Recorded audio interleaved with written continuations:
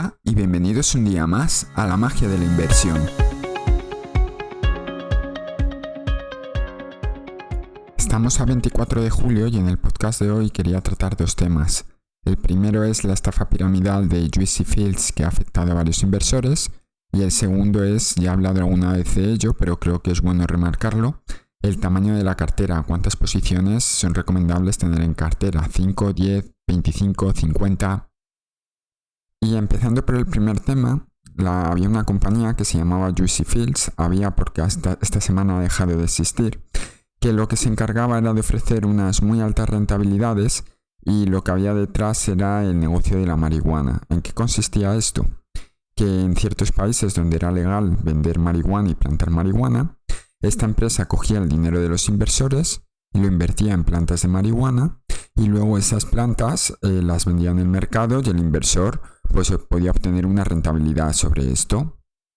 ¿Y cómo de atractivo era el retorno de la inversión? Pues para empezar se dejaba invertir hasta 180.000 euros y las rentabilidades que se ofrecían era que al cabo de 108 días, pues una vez se había plantado tu planta pasaban 108 días, se supone que se cosechaba, se vendía y se devolvía el dinero y unos intereses que iban a ir entre 33 y 66%. Entonces claro, esto parece muy jugoso. Para empezar, estamos en un mercado que es algo exótico, que llama la atención, que además se puede meter el dinero con tema de criptomonedas, enfocado un poco a un público más joven. Y bueno, luego te da una rentabilidad bastante interesante, porque al cabo de 3 meses y medio, pues básicamente estás obteniendo un 33%, que está muy bien. Que básicamente lo que ellos comentaban eran pues rendimientos mensuales entre el 6 y el 14%, así que imaginaros, si esto fuera verdad, lo que se podría llegar a conseguir.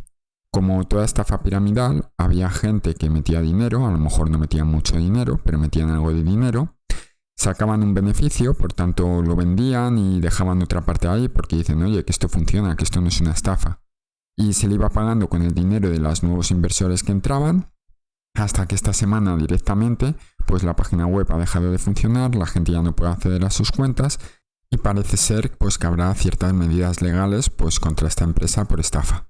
Hace no mucho, yo por ejemplo, os comenté en un vídeo que yo había invertido en una criptomoneda que se llamaba Terra, el UST, que era una criptomoneda estable, y yo por suerte me libré por poquito, acabé saliéndome sin perder mucho dinero, perdiendo solo 30 euros, y bueno, básicamente la criptomoneda se ha ido a valer cero, que básicamente si hubiera tardado 2 días más en hacer el movimiento que hice de venta, pues hubiera perdido pues bastante dinero, en torno al 1% de mi capital. O sea, no digo esto porque piense que no he invertido en esta empresa de marihuana, soy más listo, más inteligente. No, esto es algo que nos puede pasar a cualquiera y hay que intentar luchar contra esta tentativa que tenemos de invertir, porque al final el mejor método para esquivar este tipo de estafas piramidales, el método es que si algo nos ofrece unas rentabilidades muy altas sin aparente riesgo, pues seguramente sea mentira. Entonces es bastante complicado el efecto psicología humana, que queremos conseguir las cosas cuanto más rentabilidad y con menor riesgo posible. Por tanto, al final alguna vez solemos caer, pero sobre todo si invertimos en este tipo de cosas hay que tener en cuenta algo que nos vaya a dar mucha rentabilidad, no poner mucho patrimonio ahí porque puede ser una estafa. Actuar con sentido común, ser paciente, por tanto por eso me gusta tanto la inversión en bolsa y sobre todo centrada en dividendos, porque consiste en ser paciente, ser coherente, actuar con sentido común y esperar, que es lo más complicado de todo esto, esperar y esperar a que pasen a lo mejor 10 años, 20 años, dependiendo de cada persona, para poder ver pues cómo la bola de nieve se va haciendo más y más grande. Desde aquí mando todo mi apoyo y todo mi ánimo a todas las personas que hayan sido afectadas. Espero que ninguno de vosotros estéis entre los afectados y los que lo están que puedan recuperar al menos parte de su dinero.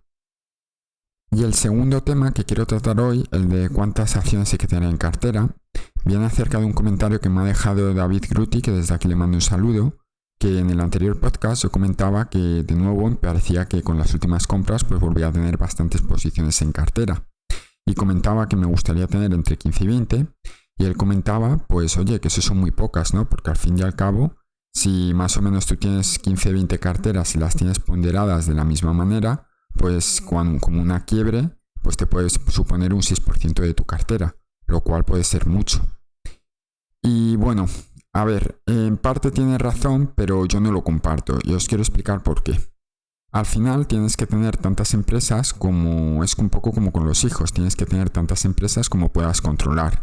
Peter Lynch, en su libro de Un paso por delante de Wall Street, comentaba que un inversor particular, pues a lo mejor debería tener 7-8 empresas nada más, empresas que pudiera seguir muy al detalle y no muchas más, porque tener más no te hacía mejor inversor.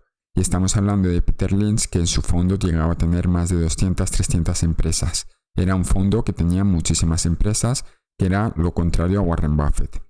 Y sin embargo, Peter Lynch, que tenía tantas empresas, hay que pensar y hay que entender que en ese momento no había internet, en el momento que él invertía, en los 70, en los 80. Por tanto, la única manera que tenía de conseguir información de las empresas sin tener que preocuparse mucho era recibir la carta de accionistas de presentación de resultados.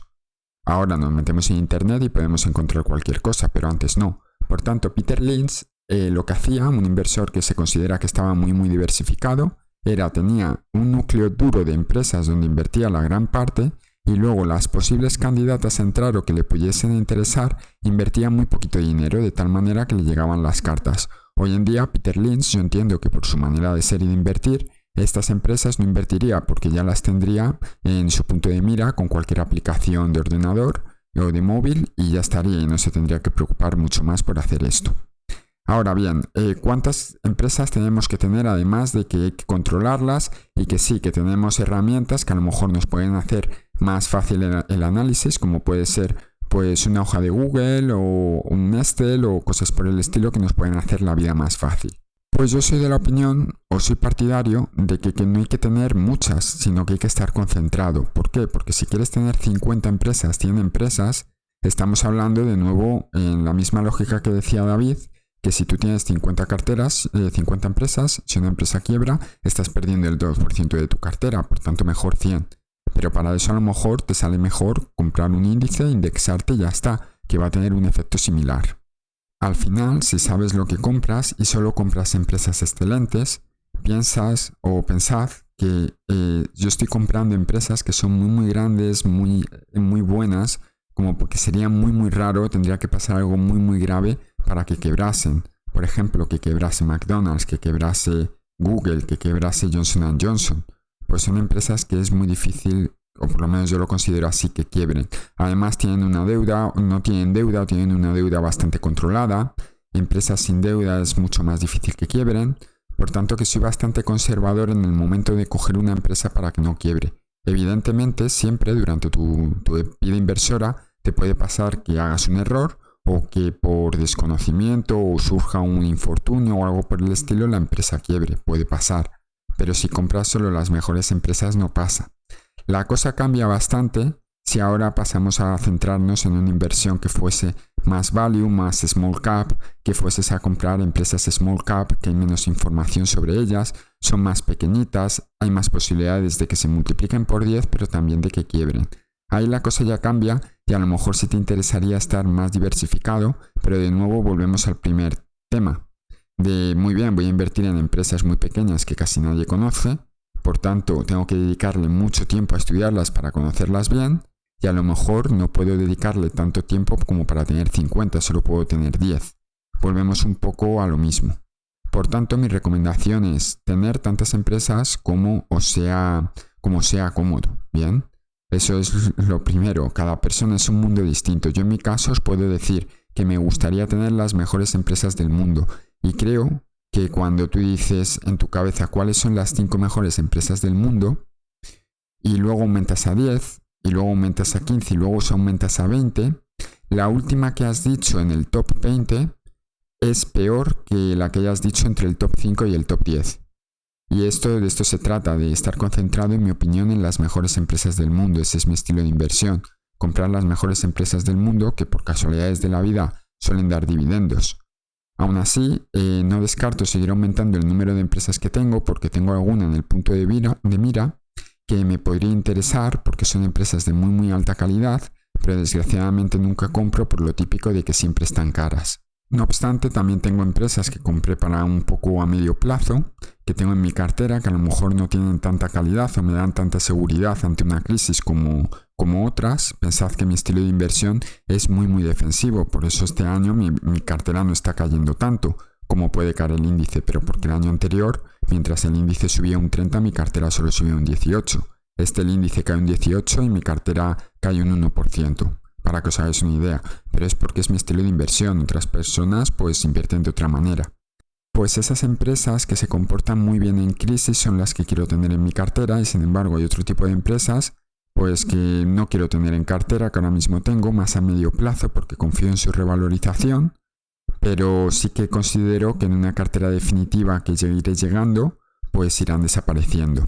Y todo esto es un proceso que va evolucionando. Yo el gran cambio lo di a finales de 2018, que tenía mucha cartera española y vendí bastante acciones españolas y empecé a comprar solo empresas muy buenas y poco a poco voy limando la cartera, por decirlo de una manera. Es como cuando Miguel Ángel creó el David de Miguel Ángel, ¿no? Primero cogió una piedra de mármol entera y empezó a quitar los trozos gordos sin fijarse mucho en los detalles y ya al final, cuando tiene más o menos la escultura definida, pues se pone poco a poco a definir los detalles. Pues esto es igual. Yo ahora estoy en la fase de definir los detalles de mi cartera. Por último, me preguntaba David que si mi cartera era pública y qué empresas hay, qué porcentaje y demás. Alguna vez he comentado cómo se sitúa mi cartera en algún directo, en algún vídeo anterior, pero hace tiempo que quité mi cartera pública. Antes sí que la tenía, pero la quité y la quité por una cosa muy simple. No quiero dar pie a que nadie me copie la cartera y luego si va mal, pues diga, una nueva manera de invertir más mala, te he copiado y me he ido muy mal. No, cada uno tiene que ser responsable de sus actos y de sus inversiones y yo simplemente puedo ir comentar un poco lo que hago. Es muy fácil, por ejemplo, coger en Twitter y decir, compro Johnson & Johnson porque son los tweets que más gusta a la gente, que más le gusta ver, lo que más seguidores te hace ganar y demás.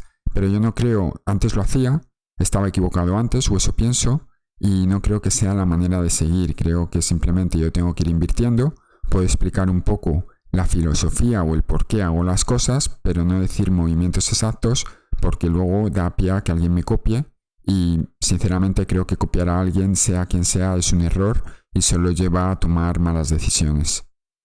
Y nada más, espero que os haya gustado el podcast de esta semana y nos escuchamos la semana que viene. ¡Hasta luego!